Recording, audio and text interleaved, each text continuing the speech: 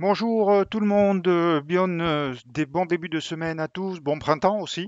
On va bien sûr regarder ce qu'ont fait les marchés financiers. Il s'est pas passé grand-chose depuis vendredi soir, donc on reste toujours sur la même dynamique, à savoir un yen faible, un dollar australien fort et un dollar américain plutôt à la hausse avec un biais haussier quand même. On voit l'avertissement sur les risques et puis on revoit les graphiques ensemble.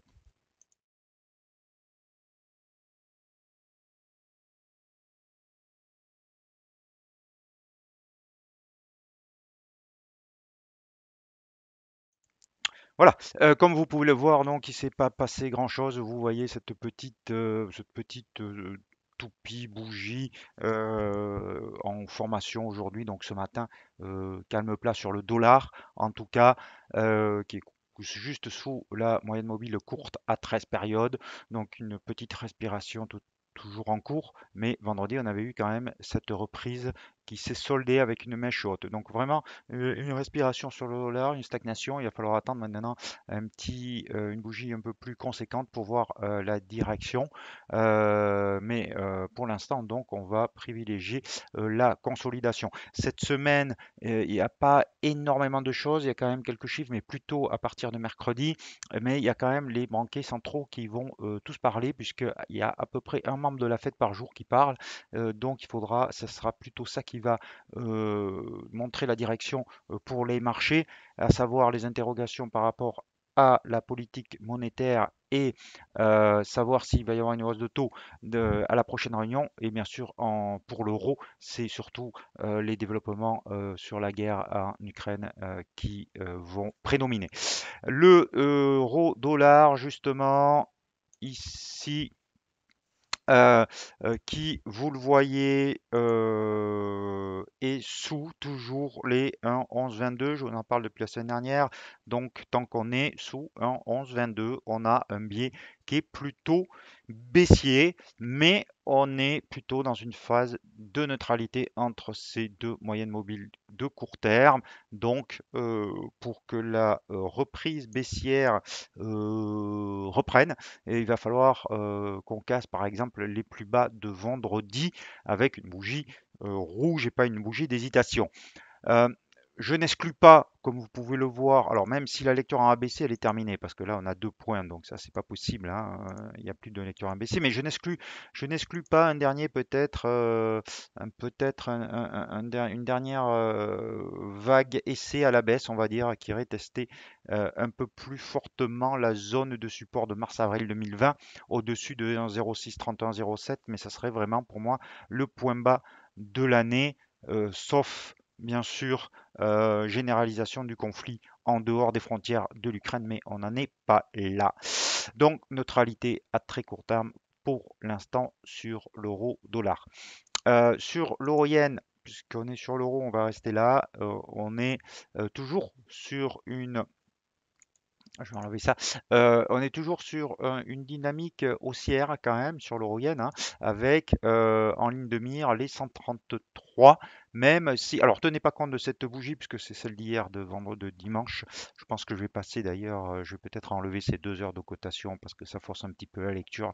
Mais on a une bougie quand même d'hésitation aujourd'hui. On verra donc ce soir à la clôture ce que ça donne parce que vendredi on avait déjà une figure un petit peu d'hésitation. Pour l'instant, c'est juste une consolidation horizontale, une respiration dans la hausse. Donc il y a un biais haussier toujours sur l'euro-yen. Et on pourrait rentrer long sur du très court terme si on dépassait cette résistance à 131, 90. On l'a tout petit peu dépassé ce matin, mais on a clôturé en dessous. Donc en 1 heure, si on avait une belle bougie verte qui clôturait au-dessus des 131,90, on pourrait prendre un trade long avec un stop loss sous les 131,38, à condition qu'il ne soit pas cassé d'ici là, qu'on remonte là comme ça cet après-midi, pour viser 133,50. Ça serait tout à fait envisageable et tout à fait acceptable au niveau du rendement à risque. On va aller voir l'euro-livre parce que l'euro-livre, alors on est en 1 heure, là je vais revenir en jour. Euh, l'euro livre pour vous montrer que la moyenne mobile à 200 périodes est quand même en train de bloquer ce rebond. Et peut-être qu'on verra dans les prochains jours une nouvelle phase de baisse, mais on n'en est pas encore là. En tout cas, c'est pas la devise à privilégier en ce moment. Euh, c'est plutôt, par exemple, vous voyez, l'euro AUD. Alors là, on est vraiment dans un train baissier avec un rebond qui a à peine flirté avec cette grosse zone de résistance. On repart à la baisse. Donc, pour moi, c'est une belle paire de devises pour aller chercher des trades baissiers. Alors, je vous ai dit que j'étais short déjà hein, sur cette paire de devises depuis là, cette bougie. Mon premier objectif était à 1,4922. On l'a atteint. Donc, pour moi, je sors la moitié de ma position, je prends le bénéfice.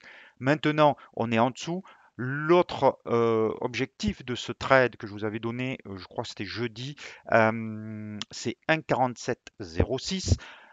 Et le stop loss maintenant, je l'abaisse à mon point d'entrée. Voilà comment je gérerai cette pause. Ce n'est que mon avis, mais si vous l'avez suivi, prenez la moitié de vos bénéfices, ça vous a payé le trade et comme ça vous êtes tranquille sur le reste. On va aller voir la UDN parce que Vincent qui m'avait donné l'idée, bravo Vincent, très bon trade, hein. Je vous avais donné un objectif à 88,50. On l'a fait ce matin juste, tout juste. En fait, l'objectif, mon take profit était à 88,50, mais mon objectif est plutôt sur 89. Donc ceux qui n'ont pas coupé, ils peuvent toujours viser les 89. Attention quand même ce niveau parce que le RSI est maintenant très, très, très suracheté. L'AUD dollar, l'objectif, je vous l'avais donné, pour moi, il est sur 0,75, donc on n'y est pas. Il y a encore de la marge pour aller chercher cet objectif sur l'OSCI. Euro AUD, euro suisse. L'euro suisse, il est maintenant, il repart un petit peu à la baisse. On a retracé un peu plus de 61,8, mais on l'a tout de suite annulé. La longue bougie rouge de vendredi n'incite pas trop à l'optimisme à court terme. On a encore cette moyenne mobile à 13 périodes qui soutient les cours, donc on va surveiller la clôture ici de l'euro suisse pour voir s'il y a une reprise de la tendance baissière ou pas. Je pense qu'il est un peu tôt pour l'instant, surtout que, encore une fois, les Américains ne sont pas encore arrivés, donc c'est un petit peu tôt. Euh, la livre, le câble, je vous avais dit qu'il fallait surveiller le câble parce qu'on aurait peut-être allé avoir cette semaine un plan de training sur le câble, à savoir que sous un 31,2, un 31,95, un 32, on allait pouvoir peut-être prendre un trade baissier, surtout si on clôturait sous cette ancienne zone de support novembre-décembre 2000. Et ben pour l'instant, c'est pas du tout le cas puisqu'on repart à la hausse et on va retester à nouveau les 1,32. Donc, le plan de trading n'est pas encore à jeter, mais on n'a pas la confirmation. Donc, on va attendre sagement de voir ce qui se passe. La livre contre yen devrait rejoindre aussi assez rapidement les niveaux à 158, puisque vous voyez ce beau trend haussier en quotidien, les moyennes mobiles à la hausse. Cette longue mèche basse aujourd'hui qui repart, donc ça repart à la hausse. Donc la livre yen pourrait nous donner un objectif à 158. Euh, Si on regarde en une heure pour voir s'il y a un point d'entrée, la difficulté, c'est toujours quand il y a eu une grosse hausse comme ça, c'est de trouver un point d'entrée. Et dans ce cas-là, il faut aller sur des horizons de temps courts et prendre un trade court. Vous pourriez, par exemple, ici, on a une belle figure de retournement quand même. Donc, je pense que ceux qui veulent faire du day trading ou du court trade à court terme, ils peuvent acheter sur ces niveaux avec un stop sous 156,37. Le problème, c'est que si on vit 158,20, ça donne un risk reward qui est juste de 1 pour 1. Donc, c'est faisable, c'est envisageable, mais à condition de ne pas prendre une trop grosse taille de position par rapport à votre capital, parce que le risk reward, il est tout juste acceptable. Le dollar yen ne fait pas grand-chose ce matin. Hop, voilà. On attend sagement l'arrivée des Américains, mais le trend est haussier. Le trend haussier est même très haussier puisque le prochain objectif est à 123,67. Ça ne veut pas dire qu'il n'y aura pas une consolidation avant que ça reparte à la hausse, mais pour l'instant, euh, trend biais haussier, bien évidemment, sur le dollar yen au-dessus de 118,66.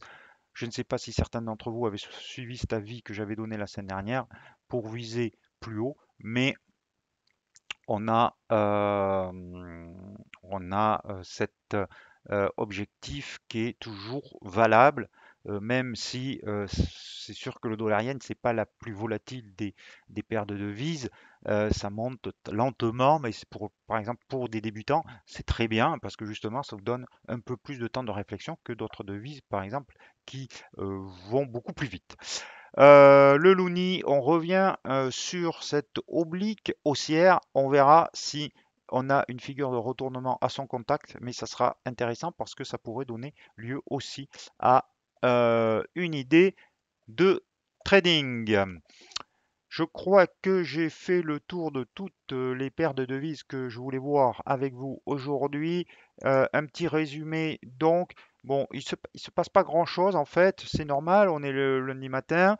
Euh, les Américains ne sont pas encore arrivés. Euh, il y a eu beaucoup d'informations la semaine dernière, beaucoup de mouvements, mais les mouvements de la semaine dernière restent d'actualité, à savoir, encore, je répète ce que j'ai dit en introduction, un dollar australien fort, un yen faible, et donc c'est plutôt sur ces devises-là qu'il faut continuer à porter son trading parce que c'est celle qui offre le plus de signaux euh, clairs. Euh, on verra si le rebond de l'euro, par exemple, cette semaine se poursuit ou pas, mais en tout cas, on voit bien qu'il est assez fragile. Voilà, je vous souhaite une très bonne semaine, très bonne journée, de très bons trades. Je vous dis à demain. Ciao, ciao.